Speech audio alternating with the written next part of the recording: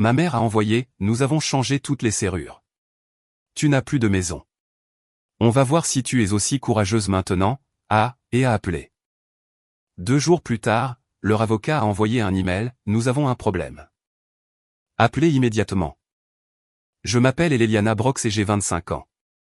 Avant que je vous raconte comment tout a basculé, aimez et abonnez-vous, et laissez un commentaire pour me dire d'où vous regardez. Je me souviens encore de ce SMS. Les mots se sont gravés au fer rouge au fond de mes yeux. Nous avons changé toutes les serrures. Tu n'as plus de maison. Il n'y avait aucune explication. Aucun avertissement. Pas un appel téléphonique ou une dispute en larmes. Juste ce petit message froid illuminant l'écran sombre de mon téléphone. Un jugement final délivré dans une bulle bleue stérile. J'étais debout sur le parking de mon petit immeuble, celui que je pouvais à peine me payer seul. La pluie de Seattle tombait en une brume fine et persistante, rendant le trottoir glissant et brillant sous la lueur orange des lampadaires. Je tenais mon téléphone dans ma main, et pendant une seconde, j'ai cru que la chaleur que je sentais était réelle, qu'elle pourrait véritablement me brûler la peau. Ma mère avait toujours été dramatique. Tout était une crise, une performance. Une assiette cassée était une tragédie. Un appel manqué était un affront personnel. Mais cela semblait différent. Ce n'était pas du drame. C'était une exécution. C'était silencieux, efficace et final. Pendant 25 ans, elle m'avait inculqué une seule leçon. Famille signifiait loyauté. Amour signifiait sacrifice. Tu donnes, et tu ne tiens pas les comptes, parce que c'est ce que fait une famille. Je l'ai cru. J'ai vécu selon ses règles. J'ai sacrifié. J'ai donné. Je n'ai jamais tenu les comptes. J'ai rebouché les murs. J'ai payé les factures. J'ai mis ma propre vie en attente. Tout ça parce que je pensais que c'est ce que faisait une bonne fille. Je pensais que c'était ainsi que je gagnais ma place. Il s'est avéré que je ne faisais que payer un loyer. Elle m'a mise à la porte parce qu'elle pensait que j'étais faible. Elle pensait que j'allais pleurer, supplier, et finalement craquer. Elle s'attendait à ce que je revienne en rampant, demandant pardon pour un crime que je ne savais même pas avoir commis. Elle pensait que j'étais la même petite fille sans défense qui croyait à toutes ces histoires. Mais voici la partie qu'elle n'a pas vue venir. Je n'étais plus cette fille. 2 mois plus tard, je suis entré dans un bureau de médiation stérile. Je n'étais pas là pour pleurer ou pour crier. Je suis entré avec des preuves. Je suis entré avec confiance. Et je suis entré avec une avocate qui ne croyait pas au drame familial, seulement à l'équité financière. À la fin, ma mère avait perdu la moitié de tout ce dont elle avait si désespérément essayé de me priver. Elle m'a appris à être forte, à être indépendante, à gérer mes propres problèmes. Elle n'a simplement jamais imaginé qu'un jour, elle serait le problème que je devrais gérer. De la rue, nous étions la famille américaine parfaite. Nous vivions dans une charmante maison blanche à 2 étages dans une banlieue tranquille de Seattle, le genre avec une pelouse bien taillée et un grand chêne devant. Nous avions même un golden retriever nommé Duke qui aboyait joyeusement chaque fois qu'une voiture passait. Les gens du quartier voyaient ma mère, Lorraine, s'occuper de ses roses, mon père lavait sa voiture le dimanche, et moi ou mon frère Mason aidait aux travaux de jardinage. Ils souriaient et disaient, « Vous êtes la famille de rêve. » Ils n'avaient aucune idée de ce sur quoi le rêve était bâti. À l'intérieur de cette maison, l'amour n'était pas un sentiment. C'était une transaction, et la monnaie d'échange était l'obéissance. Ma mère était la réalisatrice, la productrice et l'actrice principale de la petite pièce de théâtre de notre famille. Chacun avait un rôle à jouer et des répliques à réciter. Le rôle de mon père était d'être le mari silencieux et travailleur, toujours trop fatigué pour se disputer. Son accord se manifestait par le silence. Mon jeune frère, Mason, était l'enfant prodige. Il était brillant, charmant et destiné à de grandes choses. Rien de ce qu'il faisait n'était jamais mal. C'était juste une expérience d'apprentissage. Mon rôle était celui de la réparatrice. J'étais la personne fiable, la responsable. Et Eliana, la bricoleuse, la planificatrice financière et l'amortisseur émotionnel intégré de la famille. Ça a commencé modestement. Quand j'avais 16 ans, le broyeur d'ordures est tombé en panne. Ma mère a poussé un soupir théâtral. Oh, c'est tout ce dont j'avais besoin, a-t-elle dit en se pressant une main sur le front. Mon père a grogné depuis son fauteuil, les yeux rivés sur la télé. Je regarderai ça ce week-end, a-t-il marmonné, ce qui était son code pour jamais. Mason était dans sa chambre à étudier, une activité protégée qui le rendait immunisé à toutes les corvées ménagères. Alors, je suis allé sur Internet. J'ai regardé 3 tutoriels vidéo différents, j'ai compris comment le débloquer avec une clé Allen et réinitialiser le moteur. Quand j'ai eu fini, ma mère m'a tapoté la joue. Tu vois, qu'est-ce qu'on ferait sans toi, ma chérie? Ça m'a fait du bien. J'ai senti que j'étais nécessaire, que je contribuais à quelque chose de vital. Mais ce sentiment avait un prix. Qu'est-ce qu'on ferait sans toi, s'est lentement transformé en une justification pour tout. Tiens l'échelle pendant que je nettoie les gouttières, et Léliana, ton père a mal au dos. Peux-tu reboucher le trou dans le mur du couloir, et Léliana? Mason en a accidentellement fait un, et il est si stressé par ses examens. Cette facture d'électricité est due, ma chérie. Peux-tu la couvrir? Juste jusqu'à la semaine prochaine. Je te le promets. La semaine prochaine devenait toujours le mois prochain. Puis l'année suivante. Les promesses n'étaient que des mots que ma mère utilisait pour aplanir le moment présent. Elles n'avaient aucune valeur future. À 23 ans, j'avais un emploi à temps plein comme assistante administrative en ville. Je vivais toujours à la maison, un fait que ma mère présentait aux autres comme un signe de notre merveilleuse famille soudée. Et Léliana ne peut tout simplement pas supporter de nous quitter, disait-elle en riant. La vérité, c'est que je n'avais pas les moyens de partir. La majeure partie de mon salaire n'allait pas sur un compte d'épargne pour mon propre appartement. Elle était absorbée par la maison familiale. J'ai payé la moitié des réparations du toit après une grosse tempête d'hiver. J'ai couvert la facture lorsque le chauffe-eau est mort. J'ai même commencé à couvrir une partie de l'hypothèque chaque mois lorsque les heures de travail de mon père ont été réduites. C'était toujours présenté comme une mesure temporaire. Juste pour nous aider à nous remettre sur pied, disait maman.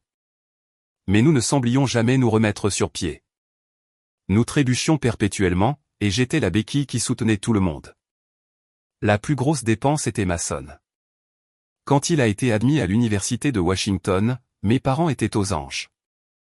Ils étaient aussi terrifiés par le coup. La solution, comme toujours, c'était moi. Ce n'était pas une discussion. C'était une déclaration.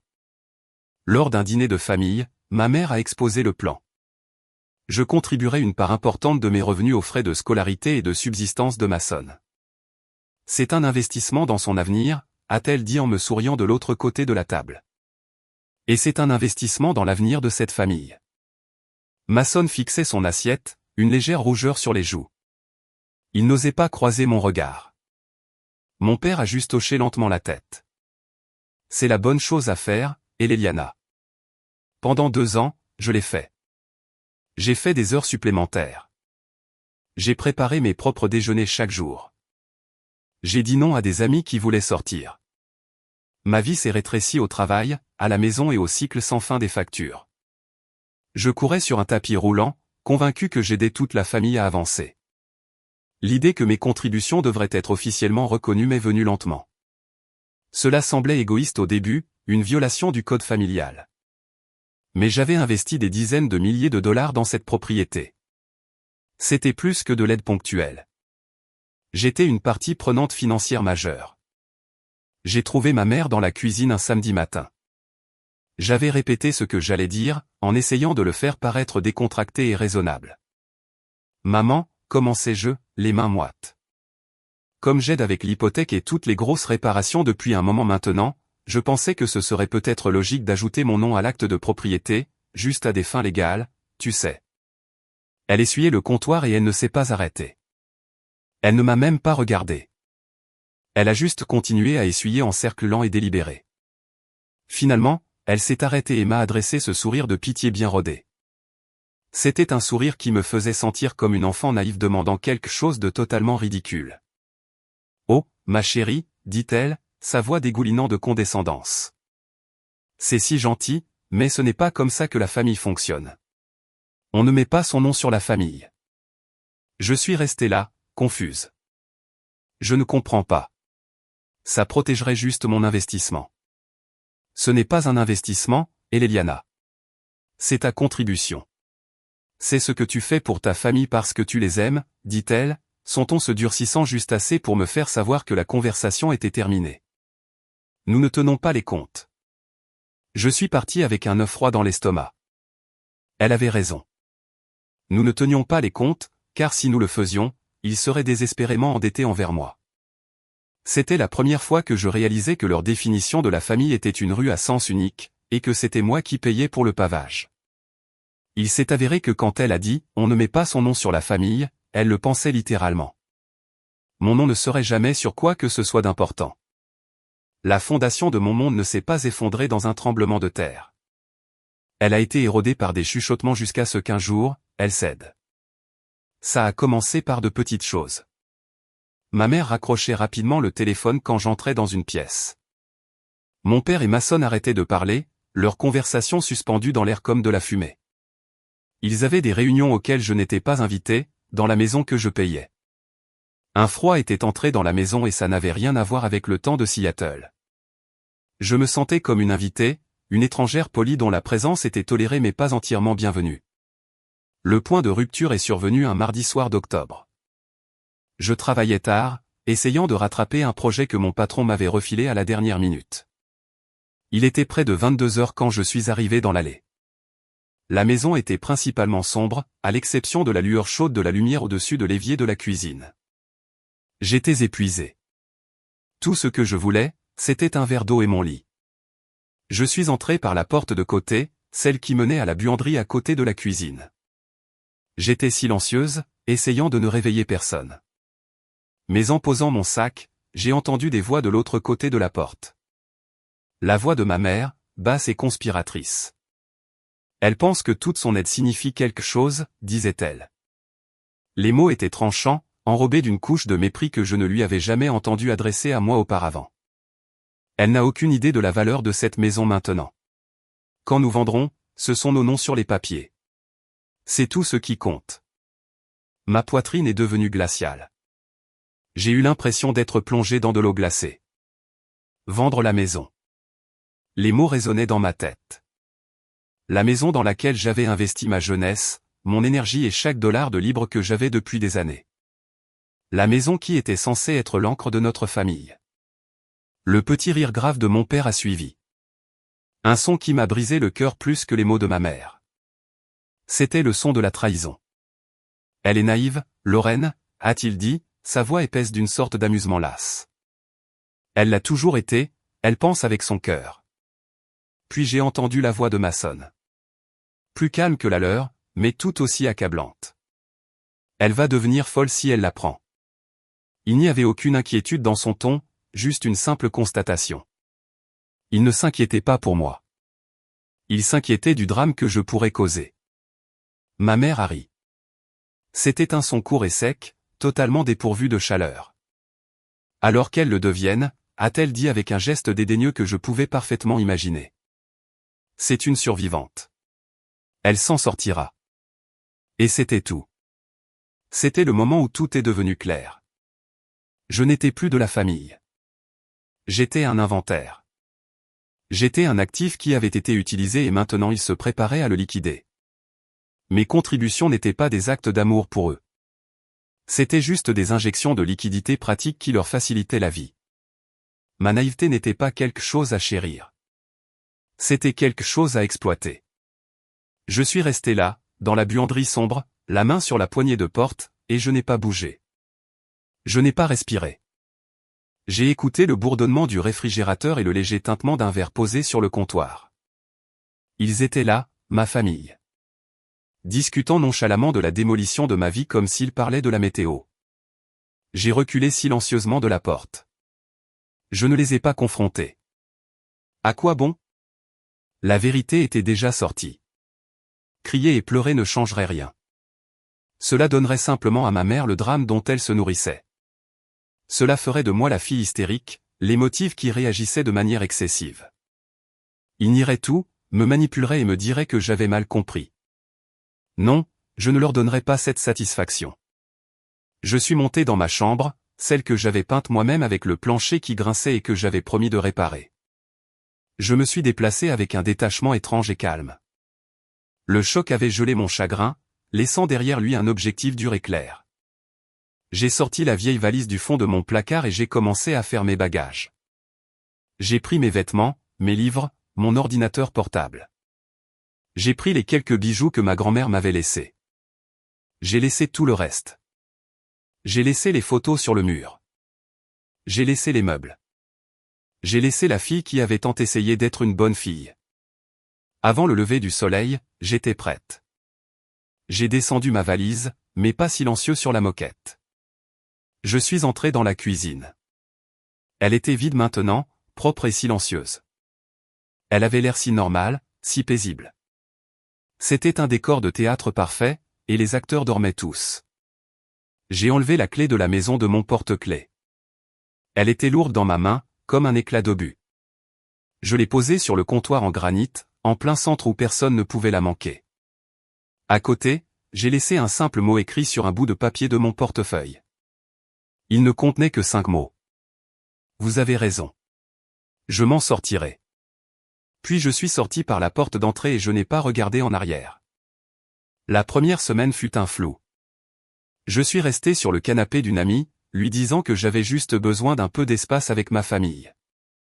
Je ne lui ai pas raconté toute l'histoire. Je ne pouvais pas. Les mots étaient coincés dans ma gorge, lourds et tranchants comme du verre brisé.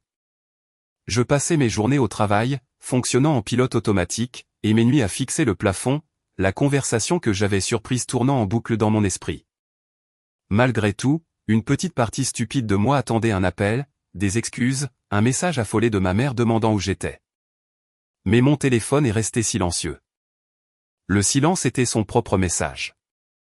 Il disait, nous n'avons pas besoin de toi. Tu ne nous manques même pas.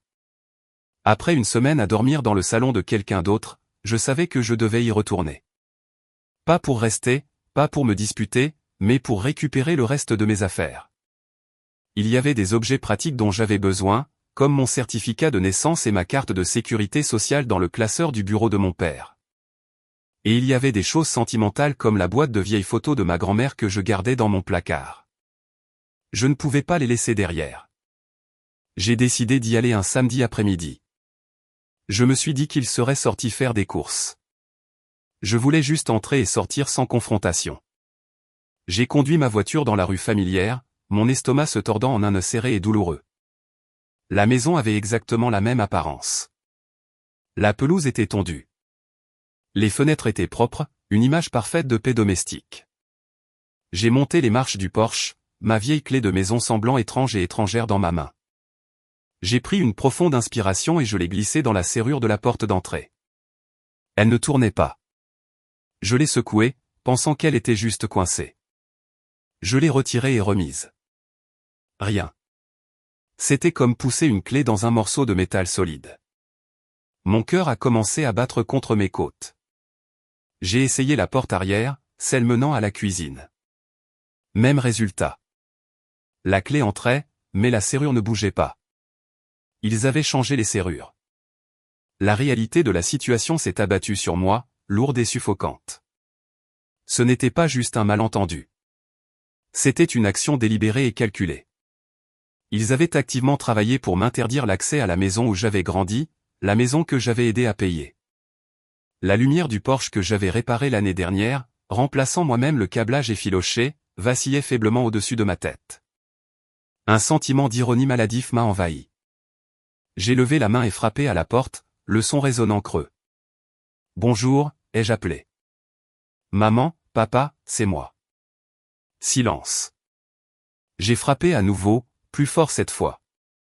J'ai juste besoin de récupérer le reste de mes affaires. Ça ne prendra qu'une minute. Personne n'a répondu, mais je savais qu'ils étaient là. Je pouvais voir le scintillement de la télévision à travers la fenêtre du salon. Ils étaient assis à l'intérieur, m'écoutant frapper et ne faisant rien. Ils attendaient que je parte. Puis mon téléphone a vrombé dans ma poche. Je l'ai sorti, mes mains tremblant légèrement. C'était un SMS de maman.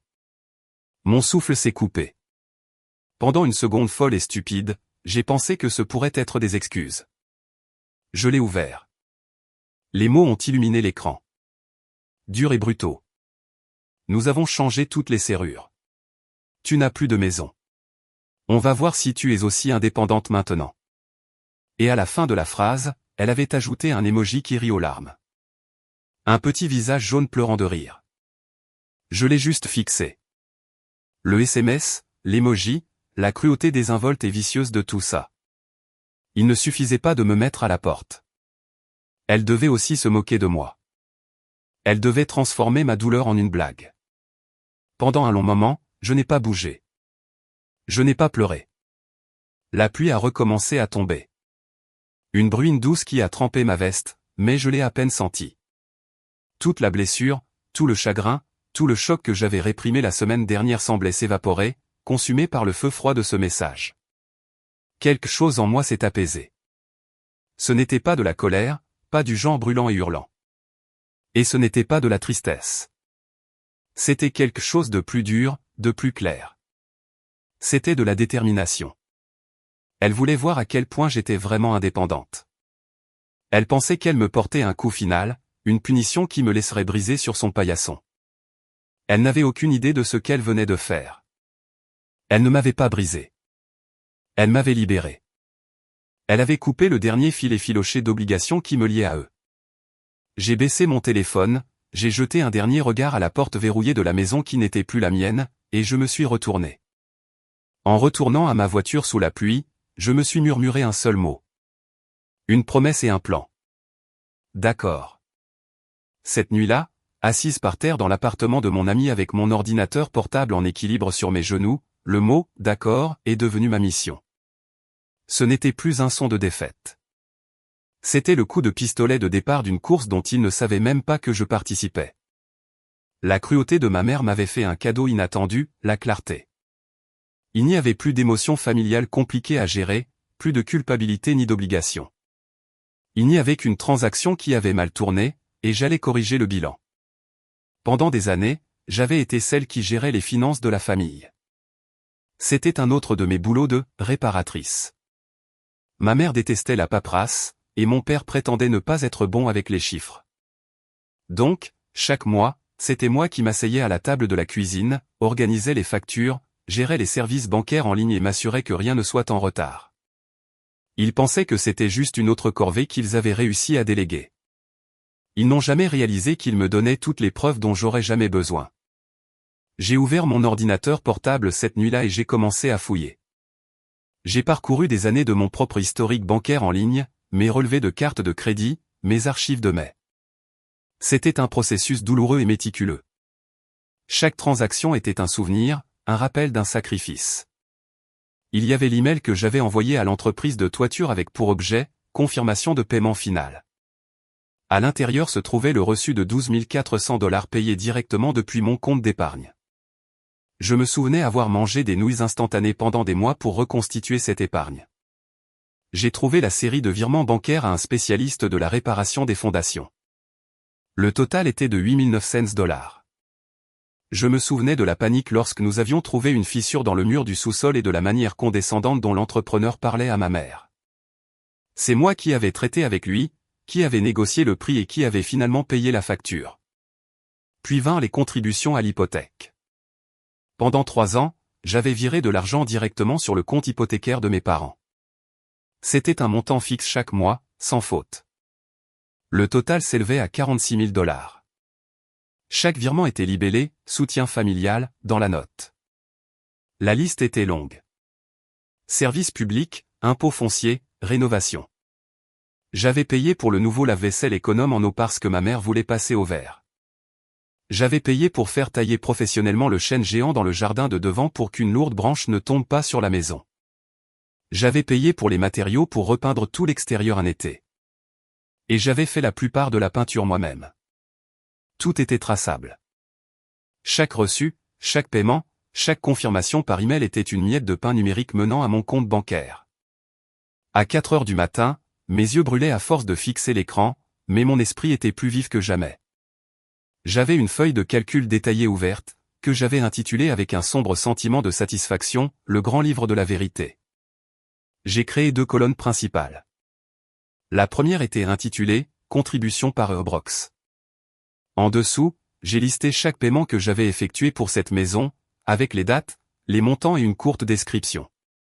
Le total en bas était stupéfiant. C'était bien plus que ce que j'avais même réalisé. C'était un chiffre qui représentait le travail de toute ma vie d'adulte. La deuxième colonne était intitulée « Promesses et accords ». Ici, j'ai documenté les contrats verbaux, les assurances constantes que c'était notre maison, que mon aide était un investissement dans l'avenir de la famille. Cette colonne était plus difficile à quantifier, mais elle était tout aussi importante. C'était le contexte. C'était la preuve de l'intention. Je ne faisais pas ça pour les culpabiliser. La culpabilité était une monnaie qu'ils n'utilisaient pas. Je n'allais pas agiter ces papiers sous leur nez et exiger des excuses. J'avais dépassé ce stade. Ce n'était plus un différend familial.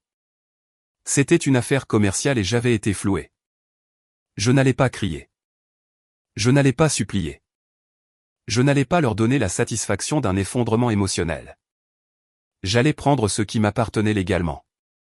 Et j'allais utiliser les compétences même sur lesquelles ils s'étaient appuyés pendant des années, mon organisation, mon attention aux détails, ma capacité à résoudre un problème, pour le faire. Ma mère voulait voir à quel point je pouvais être indépendante. J'étais sur le point de lui donner une leçon magistrale. Les 2 premiers avocats que j'ai rencontrés étaient des hommes en costume cher qui m'ont offert du café tiède et des sourires apaisants. Ils ont écouté mon histoire avec une sorte de sympathie détachée, comme des médecins diagnostiquant un simple rhume. Le premier, un homme corpulent nommé Monsieur Gable, s'est penché en arrière dans son fauteuil en cuir et a joint le bout de ses doigts. C'est une situation difficile, mademoiselle Brox. Vraiment difficile, a-t-il dit, sa voix douce et condescendante. Mais ce sont des affaires de famille. Les tribunaux sont très réticents à s'impliquer dans ce qui sont essentiellement des accords verbaux entre parents et enfants. Mon conseil, essayez de leur parler. Peut-être une thérapie familiale. Il a prononcé le mot « thérapie » comme s'il s'agissait d'une prescription pour un sédatif léger. Il voyait une fille hystérique, pas une cliente avec un dossier financier. Il m'a facturé $300 de frais de consultation pour me dire que je devrais parler de mes sentiments. Le deuxième avocat, plus jeune et plus ambitieux, a vu un angle, mais le mauvais. Nous pourrions poursuivre pour détresse émotionnelle, a-t-il suggéré, ses yeux s'illuminant. Les dépeindre comme des parents cruels et manipulateurs. Ce serait un combat désordonné, une vraie bataille dans la presse, peut-être, mais vous pourriez obtenir un règlement. Il voulait du drame. Il voulait un spectacle public. Il ne semblait pas comprendre que la dernière chose que je voulais était de transformer ma douleur en une performance. Je ne cherchais pas de l'argent pour ma pitié. Je cherchais ce qui m'appartenait de droit. Je l'ai remercié pour son temps et je suis parti, me sentant plus vaincu qu'en entrant. Je commençais à perdre espoir. Peut-être qu'ils avaient raison. Peut-être que c'était juste une affaire de famille. Peut-être que le dernier rire cruel de ma mère était la fin de l'histoire.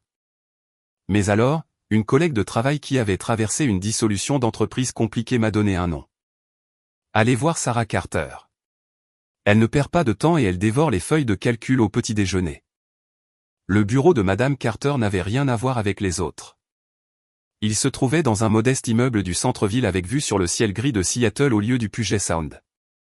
L'espace était fonctionnel, propre et complètement dépourvu de touches personnelles, à l'exception d'une seule orchidée florissante sur son bureau. C'était une femme d'une 50aine d'années, avec des yeux vifs et intelligents et des cheveux argentés tirés en un chignon sévère. Elle n'a pas souri quand je suis entré. Elle a simplement désigné la chaise en face de son bureau et a dit « Eliana Brox, vous avez 30 minutes. Veuillez commencer. » Il n'y a pas eu de bavardage. J'ai exposé l'histoire aussi simplement et directement que possible, comme je l'avais fait pour les 2 autres. J'ai expliqué mon rôle dans la famille, les contributions financières, la conversation surprise, le mot que j'ai laissé, enfin, le SMS. J'ai poussé ma feuille de calcul imprimée, le grand livre de la vérité, sur le bureau vers elle. Elle ne m'a pas interrompu une seule fois. Elle a juste écouté, le regard fixé sur moi, son expression indéchiffrable. Quand j'ai fini, un lourd silence a rempli la pièce. Contrairement aux autres avocats, elle n'a offert ni sympathie ni platitude. Elle a pris mon dossier et a commencé à feuilleter les pages. J'ai regardé ses yeux parcourir les colonnes de ma feuille de calcul, sa concentration absolue. Elle a tourné les pages des relevés bancaires, des reçus et des confirmations par email que j'avais minutieusement imprimés et organisés. Après ce qui a semblé une éternité, elle a levé les yeux vers moi. Ses yeux étaient différents maintenant. Ils n'étaient pas froids. Ils étaient concentrés, comme un prédateur qui vient de sentir l'odeur de sa proie. Ce n'est pas une affaire de famille, a-t-elle dit, sa voix nette et claire. C'est une question d'équité. Je l'ai juste regardé, clignant des yeux. Le mot flottait dans l'air entre nous. L'équité? Elle a hoché la tête, un petit mouvement sec. Vous avez contribué une quantité importante de capital et de travail à l'entretien et à l'amélioration d'un bien immobilier avec la promesse explicite ou raisonnablement implicite d'un bénéfice à long terme, à savoir un lieu de vie. Un héritage ou une participation dans la maison. Ils ont accepté vos contributions pendant des années, pleinement conscients de l'entente commune. Puis ils ont pris des mesures pour vous refuser ce bénéfice et vous retirer de la propriété avec une intention malveillante. Elle a tapoté la feuille de calcul avec un doigt parfaitement manucuré. Ce n'est pas une fille qui aide ses parents. C'est un partenariat commercial informel. Vous étiez une partenaire contributrice. Ils ne peuvent pas simplement vous mettre à la porte et liquider votre investissement à leur seul profit. Cela s'appelle l'enrichissement sans cause. Pour la première fois depuis des semaines, j'ai senti que je pouvais à nouveau respirer. Elle ne voyait pas une petite fille blessée. Elle voyait la vérité écrite en noir et blanc. Elle voyait les chiffres, et les chiffres ne mentaient pas. Alors, j'ai une affaire, ai-je demandé, ma voix à peine un murmure. Vous avez une affaire très solide, m'a-t-elle corrigé. Leur plus grande erreur n'a pas été leur cupidité. C'était leur arrogance. Ils ont supposé que vous étiez trop investi émotionnellement pour être méthodique. Ils ont supposé que vous n'auriez pas de preuves. Elle s'est légèrement penchée en avant. Et le SMS? J'ai glissé mon téléphone sur le bureau. L'écran s'est ouvert sur les mots cruels de ma mère et l'émoji qui rit. Elle l'a pris et l'a lu. Un très léger sourire, presque imperceptible, a touché le coin de ses lèvres. C'était un sourire de pure satisfaction professionnelle. Eh bien, a-t-elle dit en reposant le téléphone sur le bureau d'un clic décisif. C'est la pièce à conviction numéro A. Elle prouve l'intention de vous déposséder de manière permanente et malveillante. C'est le clou dans leur cercueil. Elle a expliqué la stratégie. Nous n'allions pas poursuivre pour détresse émotionnelle. Nous allions déposer une requête en partage de biens immobiliers. Nous allions faire valoir une demande de fiducie constructoire, en arguant qu'ils détenaient une partie de la valeur de la propriété en fiducie pour moi en raison de mes contributions financières. C'était un argument juridique, pas émotionnel. C'était net. C'était puissant. Ils recevront une lettre de mon cabinet demandant une médiation, a-t-elle conclu, prenant déjà des notes sur un bloc-notes juridique. Nous présenterons nos preuves et leur offrirons un choix. Soit ils acceptent un règlement où vous recevez votre part équitable de la valeur de la propriété, soit nous porterons l'affaire devant un juge. Compte tenu de ce que vous m'avez montré, je ne leur conseille pas de la porter devant un juge. Je suis sorti de son bureau une heure plus tard, le ciel gris de Seattle paraissant soudain plus lumineux. Je n'avais pas pleuré. Je n'avais pas haussé la voix. J'avais simplement présenté les faits et pour la première fois, quelqu'un avait regardé ces faits et les avait appelés par leur vrai nom.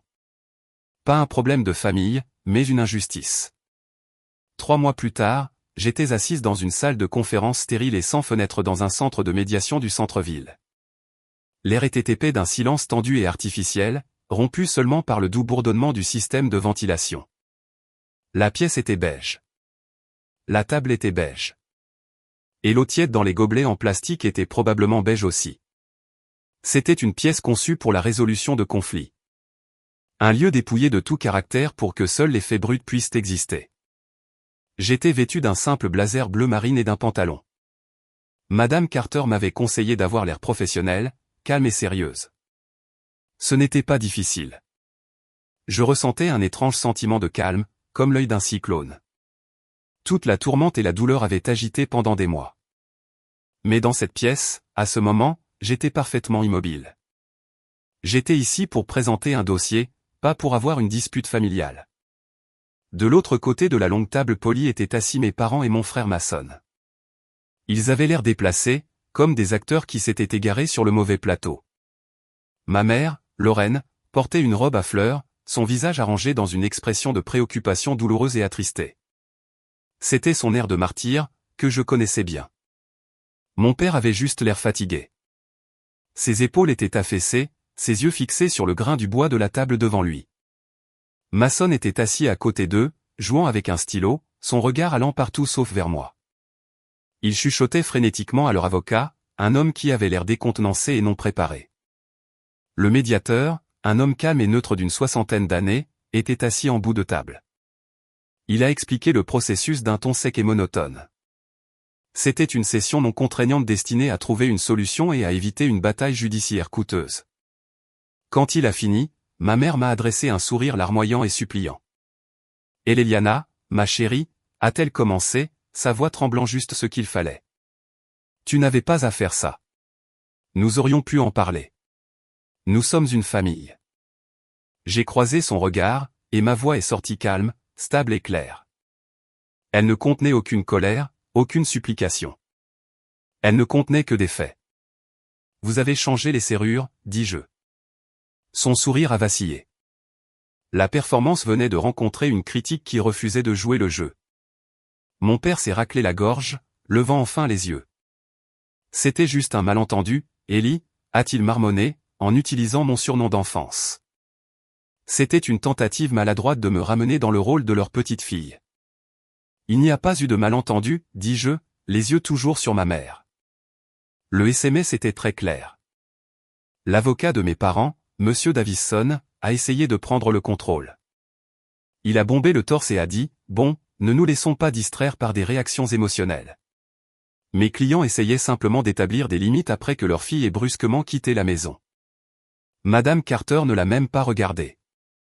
Elle s'est adressée directement au médiateur. « Ma cliente n'a pas brusquement quitté la maison, » a-t-elle déclaré, sa voix tranchant la tension comme un scalpel. Elle est partie après avoir découvert un plan visant à vendre la propriété familiale et à la déposséder de son investissement financier substantiel dans celle-ci. Monsieur Davison a ricané. Investissement. C'était une enfant adulte vivant à la maison. Elle aidait occasionnellement avec les factures. Ça s'appelle un loyer. Madame Carter a répondu en plaçant un épais classeur à 3 anneaux sur la table. Le son qu'il a fait était fort et final. Elle l'a poussé vers le centre.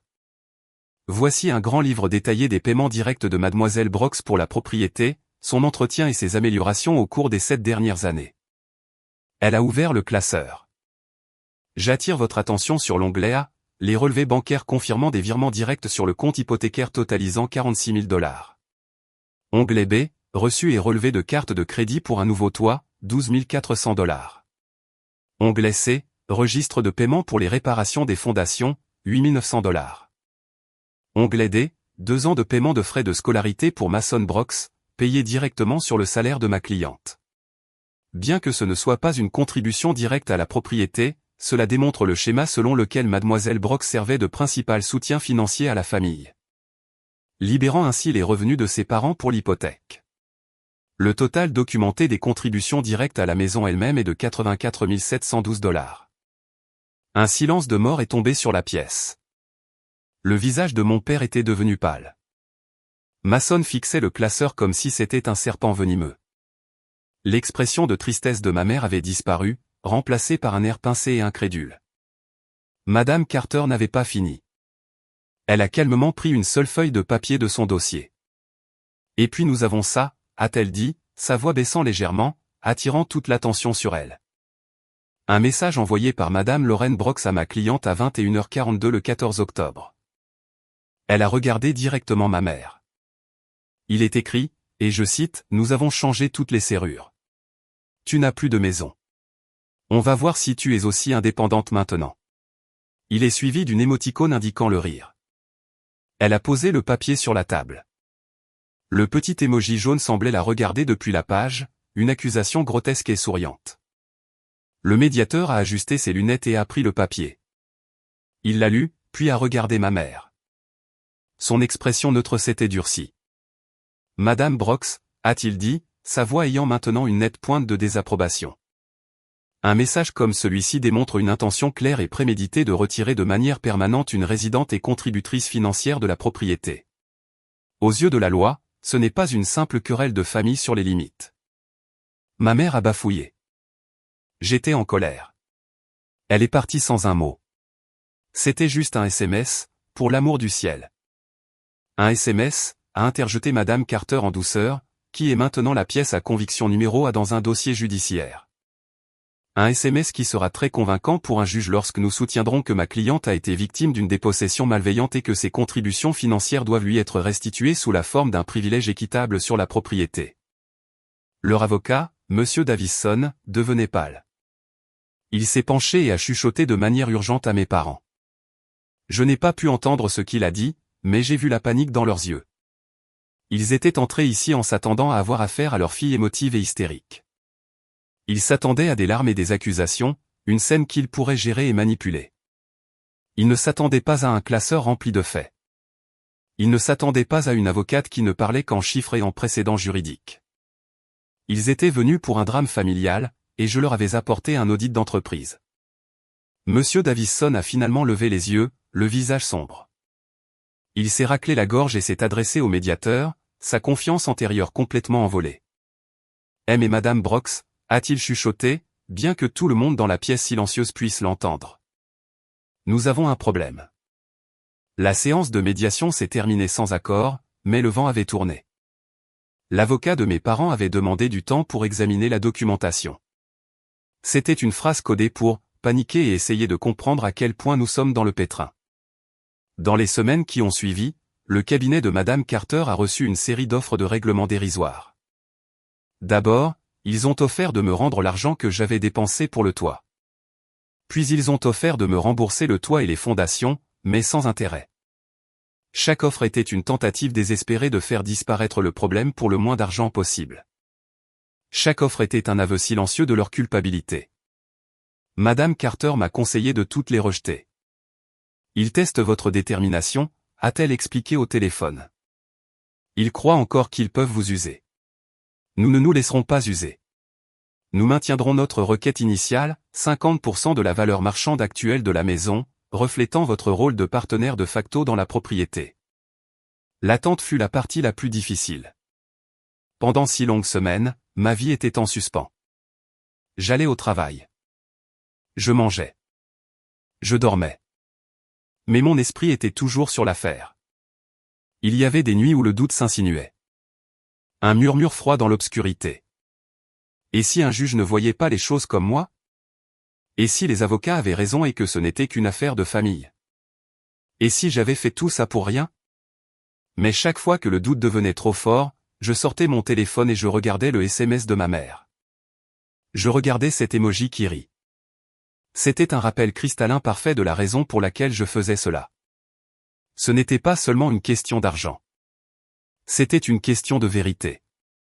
C'était à propos d'elle riant de ma douleur. Si certaine de son pouvoir sur moi. Ce combat n'était pas une vengeance. Il s'agissait de révoquer son pouvoir. La décision finale n'est pas tombée dans une scène de tribunal dramatique avec un marteau qui s'abat. Elle est arrivée dans un email discret et sans prétention un mardi matin. J'étais à mon bureau au travail, sirotant mon café, lorsque la notification est apparue sur mon écran. L'objet était, concernant la décision Brox contre Brox. Mes mains se sont mises à trembler. J'ai cliqué pour l'ouvrir. L'email venait de Madame Carter. Il était bref et direct, tout comme elle. Eliana, le médiateur a rendu sa recommandation contraignante, que les deux parties ont accepté d'accepter pour éviter un procès formel. La recommandation a été acceptée et signée par le juge. On vous a accordé une part équitable de 50% de la propriété située au 125 Willow Creek Lane.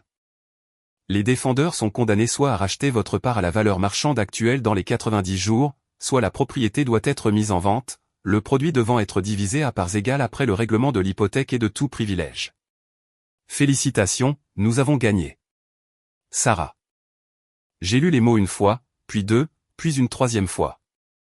Nous avons gagné. Une vague de quelque chose m'a submergé, mais ce n'était pas de l'euphorie. Ce n'était pas la joie triomphante que j'avais imaginée. C'était un profond sentiment de soulagement jusqu'à la moelle, comme un soldat qui dépose un lourd sac à dos après une longue marche. Le combat était terminé. La vérité avait été validée, non pas par ma famille, mais par la machine froide et impartiale de la loi. La dernière réunion pour signer les papiers fut aussi stérile et inconfortable que la première. Nous étions dans une salle de conférence différente, mais l'atmosphère était la même. Mes parents et Mason étaient déjà là lorsque Madame Carter et moi sommes arrivés. Ils avaient l'air différents, vaincus. La performance de ma mère était terminée. Elle était assise en silence, les mains jointes sur ses genoux, son visage un masque de ressentiment amer. Elle refusait de me regarder. Son silence à la barre lors des dépositions, son incapacité à expliquer le SMS ou les dossiers financiers avaient scellé son sort. On lui avait donné la scène, et pour la première fois de sa vie, elle n'avait pas de réplique. Mon père avait juste l'air vieux. Il évitait complètement mon regard, fixant un point sur le mur derrière ma tête. Il a signé les documents là où leur avocat lui a dit de le faire, sa main se déplaçant lentement, comme si le stylo était incroyablement lourd. Je me suis demandé s'il pensait à toutes les fois où il était resté là sans rien dire, à toutes les fois où son silence avait été son consentement. Mason avait juste l'air perdu. Il n'était pas partie prenante à la signature, mais il était là en tant que soutien familial. Il n'arrêtait pas de me regarder, puis nos parents, et de nouveau moi. Son expression était un mélange de confusion et de douleur. Je pense qu'une partie de lui ne comprenait toujours pas comment on en était arrivé là. Il avait toujours été le protégé, celui pour qui les sacrifices étaient faits. Il n'avait jamais eu à regarder le prix à payer. Quand ce fut terminé, il n'y eut ni poignée de main, ni dernier mot. Ils se sont levés et sont partis, une petite unité brisée sortant en traînant les pieds d'une pièce qui contenait les décombres de leur choix. Je n'ai pas célébré. Je n'ai pas ressenti une vague de victoire. Je suis juste sorti avec Madame Carter. L'air vif de Seattle m'a frappé le visage, me piquant les joues. J'ai levé les yeux vers le ciel gris, vers les nuages qui se déplaçaient lentement au-dessus, et j'ai pris la première respiration profonde et vraiment libre que j'avais prise depuis des années. Je m'étais défendu, non pas avec des cris ou des larmes, mais avec des feuilles de calcul et des preuves. J'avais répondu à leur chaos émotionnel avec une logique froide et implacable. J'ai murmuré les mots dans le vent, une dernière pensée pour la famille que je laissais derrière moi. Vous m'avez appris à tout gérer moi-même. J'ai juste fini par écouter. Ils ont décidé de vendre la maison. Je savais qu'ils le feraient. Me racheter aurait nécessité une humilité que ma mère ne possédait pas. Et cela aurait été un rappel quotidien et amer que j'avais gagné. Vendre était plus facile. C'était une façon d'effacer le passé, de limiter leur perte et de prétendre que tout ce chapitre n'avait jamais eu lieu. Quelques semaines après la décision, un panneau, à vendre, est apparu sur la pelouse bien entretenue du 125 Willow Creek Lane. Je l'ai vu une fois. Je rentrais du travail en voiture et j'ai fait un détour par mon ancienne rue.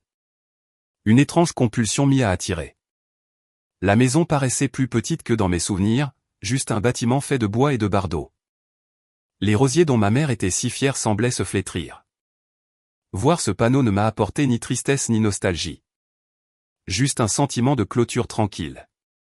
Ce n'était plus une maison remplie de fantômes et de mauvais souvenirs. C'était juste une propriété, un actif en cours de liquidation, exactement comme il l'avait toujours vu. Le marché immobilier à Seattle était fort. La maison s'est vendue rapidement et à un bon prix. Après que le reste de l'hypothèque ait été payé, ainsi que les frais juridiques et les impôts, le montant final a été viré sur mon compte. C'était un chiffre si grand qu'il ne semblait pas réel. Il représentait des années de mon travail, de mon sacrifice, de ma naïveté. Mais maintenant, il représentait aussi ma liberté. Mes parents sont repartis avec la moitié de ce qu'ils s'attendaient à obtenir de la vente. Assez pour acheter un petit condo dans un quartier moins cher de la ville, mais pas assez pour la retraite anticipée confortable qu'ils avaient prévue, celle qui était censée être financée par mon travail non rémunéré. J'ai appris par une connaissance familiale commune que ma mère disait aux gens qu'ils avaient déménagé dans plus petit pour se simplifier la vie.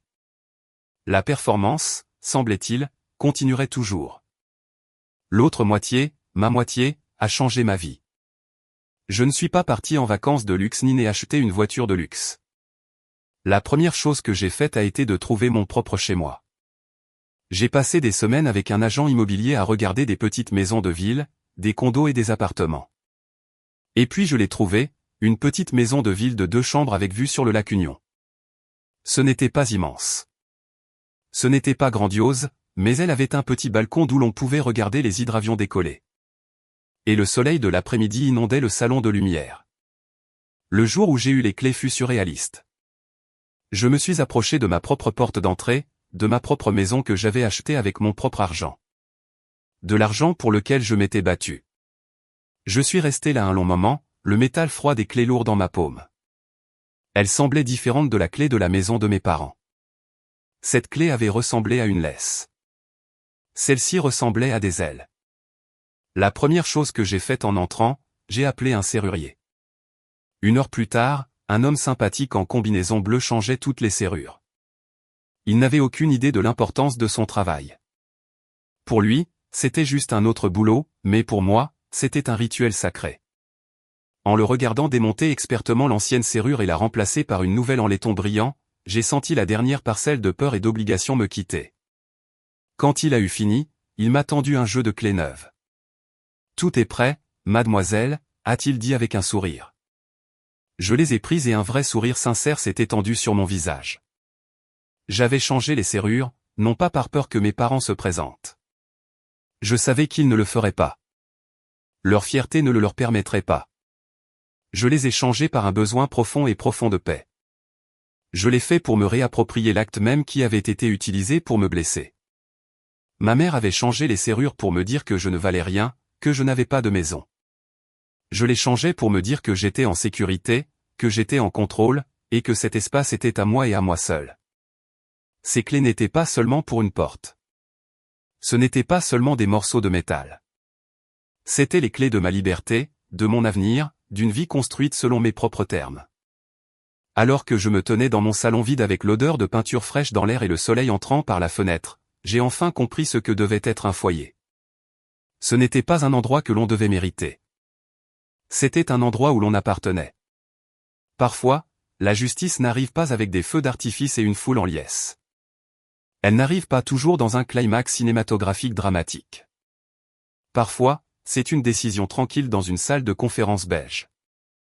Parfois, c'est un chiffre qui apparaît sur votre compte bancaire. Parfois, c'est le son simple et satisfaisant d'une nouvelle serrure qui se ferme. Ma mère m'a un jour envoyé un SMS qui disait « Tu n'as plus de maison ». Elle voulait que ce soit une fin. Un dernier mot cruel sur ma vie. Mais elle avait tort. Maintenant, j'en ai une. Et c'est une maison qui est vraiment la mienne. Elle n'est pas construite sur l'obligation ou la culpabilité. Elle n'est pas entretenue par l'obéissance ou le sacrifice silencieux. Elle est construite sur la vérité, pas sur la manipulation. Elle est construite sur des feuilles de calcul et des reçus et le courage tranquille d'exiger ce que vous valez. Si vous vous êtes déjà senti piégé, utilisé ou trahi par les personnes qui étaient censées vous protéger, si vous avez déjà dû reconstruire votre vie sur les cendres d'une relation qui était censée durer pour toujours, vous n'êtes pas seul. Racontez-moi votre histoire dans les commentaires. Cliquez sur j'aime et abonnez-vous pour plus d'histoires de vengeance tranquille et de paix durement gagnée.